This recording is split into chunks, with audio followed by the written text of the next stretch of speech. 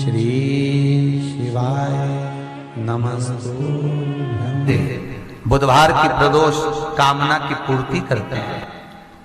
बुधवार की प्रदोष पड़ती है तो शिव रजत भवन में निवास करते हैं। हो गया, वास्तु दोष हो गया, काल सर्प दोष हो गया, एक बीमार पड़ता एक ठीक होता, फिर बीमार पड़ता फिर ठीक होता, फिर बीमार पड़ता फिर ठीक होता। शिव महापुराण की कथा कह रही है, शंकर भगवान का चरित्र कह रहा है।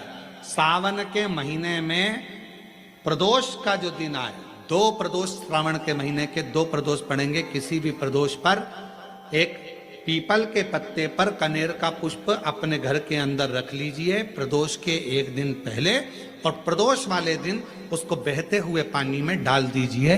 जिंदगी में जो तुम्हारे यहाँ तकलीफ चल रही है, एक उठ रहा है, एक बैठ रहा है, एक बीमार पड़ रहा है, एक ठीक हो रहा है, फिर बीमार पड़ रहा है, फिर ठीक हो रहा है, ये ठीक हुआ, फिर इसको हो गया, फिर इसको कुछ हो गया, फिर किसी को कुछ हो गया, अर्थात शिव का नाम लेकर। और फिर ध्यान देना, इस क्रम को करने के लिए आपको तुम रुकेश्वर महादेव का नाम लेना। प्रदोष के दिन यदि आपको कहीं से शमी पत्र मिल जाए, प्रदोष के दिन यदि कहीं से आपको शमी पत्र मिल जाए, और प्रदोष काल में, प्रदोष का जो समय होता है, शाम का जो समय होता है प्रदोष काल, 4 प्रदोष 5 प्रदोष आप कर देखिएगा कि आपका कोई काम है, कोई नौकरी के लिए आप अप्लाई कर रहे हैं, कोई समस्या बड़ी विकट आ गई है, कोई तकलीफ विकट आ गई है, कोई समस्या विकट आ गई है, प्रदोष के प्रदोष काल में अगर एक शमी पत्र भी आप घर के शिवलिंग को, अब ये करने के लिए आपको मंदिर के शिवलिंग नहीं जाना, अपने घर में जो शिवलिंग, चाहे वो स्फटिक का हो, पारद का हो, कंकर शंकर का हो, लकड़ी का हो, जो शिवलिंग तुम्हारे घर में, कांच का हो, चाहे वो नर्मदा के कंकर का हो, नर्मदेश्वर हो, पाषाण का हो, जो शिवलिंग, चांदी का हो, सोने का हो, तांबे का हो, पीतल का हो, जो शिवलिंग तुम्हारे,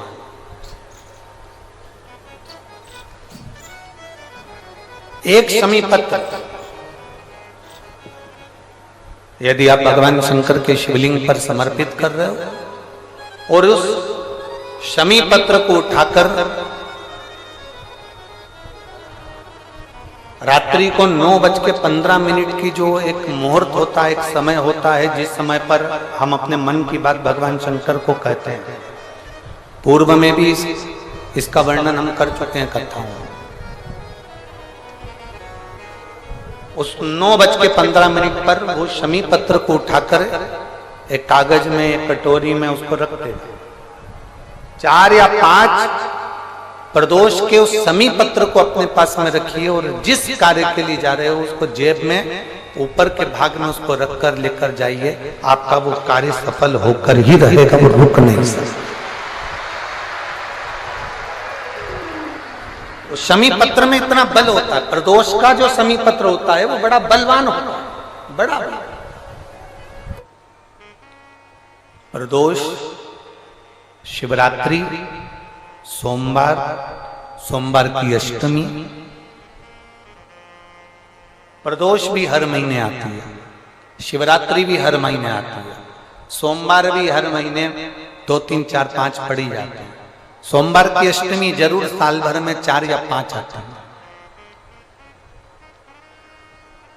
सोमवार, प्रदोष, शिवरात्रि, सोमवार की अष्टमी, ये वो तिथियां हैं, ये वो वार हैं। अगर कोई भूल से भी शंकर भगवान के शिवलिंग का निर्माण करता है या अपने घर में रखे हुए शिवलिंग पर शमी पत्र को समर्पित कर देता है, तो जिंदगी में उसका बाल बांका हो ही नहीं सकता। प्रदोष के शमी पत्र में बल होता है, प्रदोष के शमी पत्र मैं सुनील जी को धन्यवाद दूंगा, आपको बहुत बहुत साधुवाद। ये 5 दिन की कथा में 22 तारीख को प्रदोष पड़ रहा है और बाबा की कृपा है आप पर, जो ये प्रदोष के समय पर भी कथा चल रही है।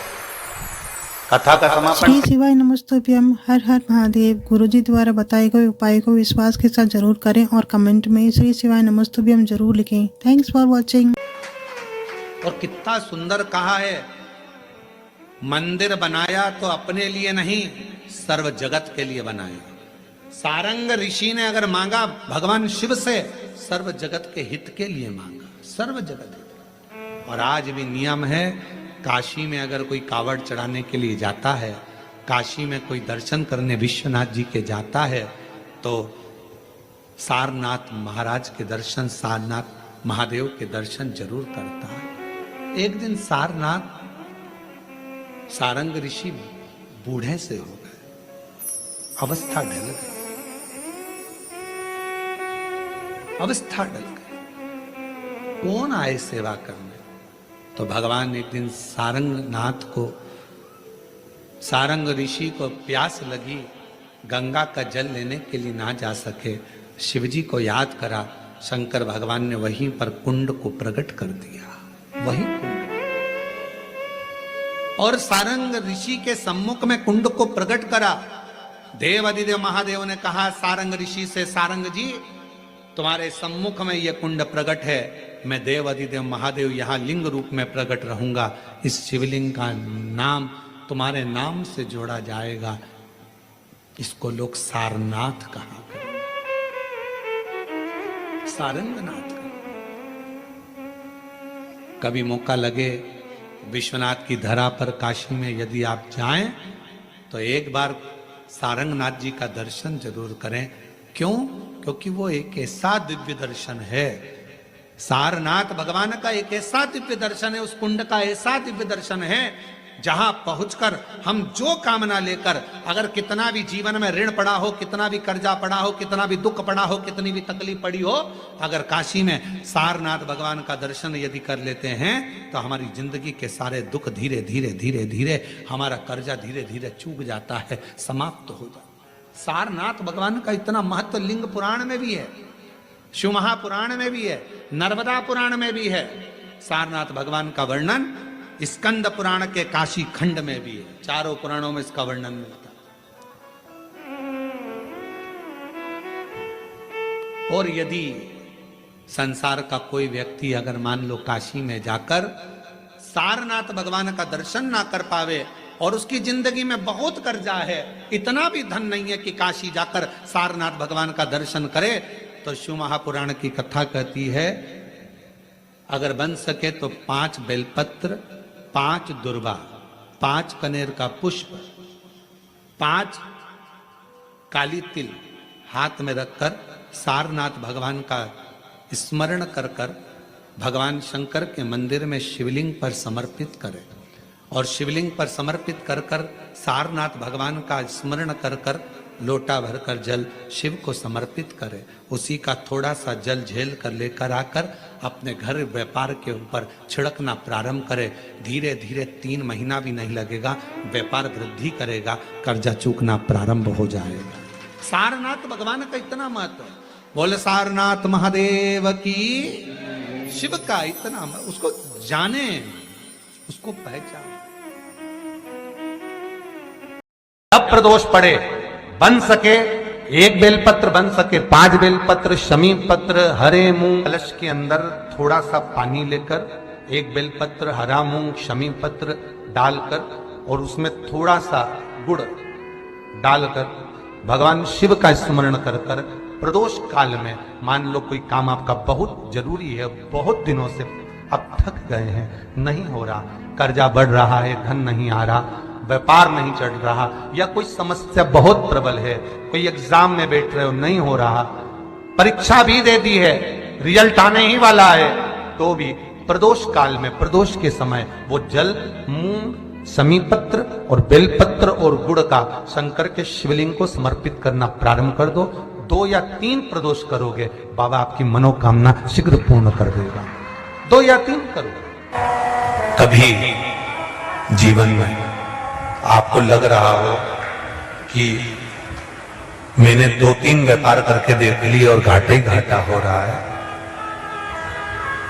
इसमें मुझे तरक्की नहीं मिल रही है, इसमें मुझे उन्नति नहीं मिल रही है, या कर्जा बढ़ रहा है, घट नहीं रहा और बहुत कर्जा बढ़ रहा है, तब एक प्रयोग जरूर करिएगा। प्रदोष के दिन एक धतूरा भगवान शंकर के शिवलिंग के ऊपर रख दीजिए। जब तुम्हें लगे कि मैंने 2-3 व्यापार बदल कर देख लिए, चल नहीं रहे या कर्जा बढ़ रहा है, घट नहीं रहा, तब एक धतूरा भगवान शंकर के ऊपर रख दीजिए। धतूरा रखने का एक नियम होता है। धतूरे की जो डंडी होती है, देखिए छोटी सी डंडी होती है धतूरे में, वो डंडी धतूरे की आप जहां बैठे हो उससे विपरीत होना चाहिए। धतूरे की डंडी आप इधर बैठे हो तो धतूरे की डंडी उधर। अपने को लग रहा है कि व्यापार मैंने बदल लिया, 2 बार 4 बार 6 बार व्यापार बदल के देख लिया और कर्जा बढ़ रहा है, पर व्यापार भी नहीं चल रहा। फैक्ट्री डाली वो भी चल बंद हो गई, दुकान डाली वो भी बंद हो गई, कुछ काम करा वो भी बंद हो गया। जहां संबंध के लिए जाते हैं संबंध नहीं होता है, बेटा बेटी बड़े हो गए उनका कहीं जम नहीं रहा, बहुत प्रयास करके देख लिया पर हो नहीं रहा। तो प्रदोष के दिन धतूरे को रखिए पर डंडी विपरीत दिशा की ओर हो और एक लोटा जल धीरे धीरे उसी धतूरे के ऊपर आप चढ़ाना प्रारंभ कर दीजिए जो शिवलिंग के ऊपर रखा हुआ।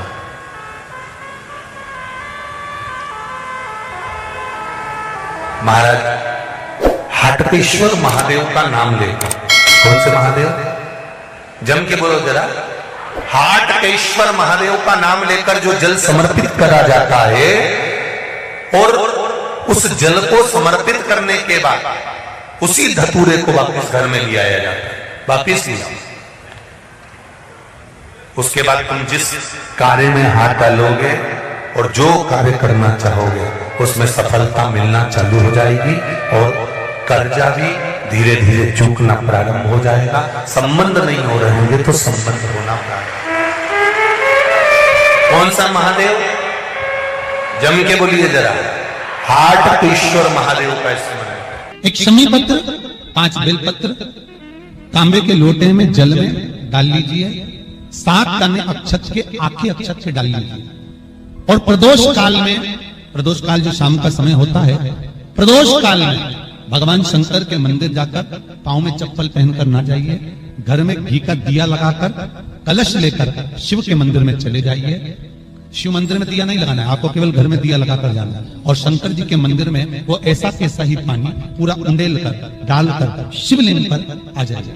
झोली पसार कर प्रणाम करिए, शंकर की देहली पर 2 मिनट बैठकर ओम नमः शिवाय का स्मरण कर लीजिए।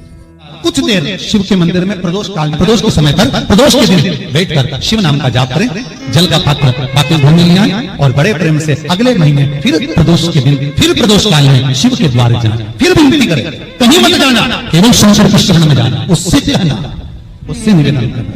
मुझे विश्वास है मेरे शंभु पर। स्कंद पुराण कहती है, शिव महापुराण कहती है, अगर आपने 2 या 3 या 4 प्रदोष ही कर लिए तो मेरा महाकाल बाबा आपकी झोली पर भर ही देगा। खुशी 2, 3, 4 10 बहुत। जब आपको लग रहा है कि मेरे बेटा बेटी, मेरे बेटा बहू या मेरे परिवार का सदस्य ठीक राह पर नहीं जा रहा,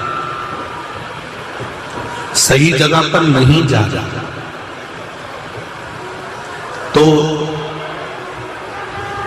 पीपल के वृक्ष के नीचे, जिस पीपल के वृक्ष के नीचे कोई देवता का मंदिर ना हो या कोई स्थान ना हो या कोई मूर्त ना हो, आपको लग रहा है कि मेरे बच्चे भटक गए, मेरे बच्चों ने मार्ग भटक गए और सही मार्ग पर नहीं जा रहा, तब आप पीपल के वृक्ष के नीचे भगवान पिपलेश्वर महादेव के नाम से कौन से महादेव? जम के बोलो जरा। पिपलेश्वर महादेव के नाम से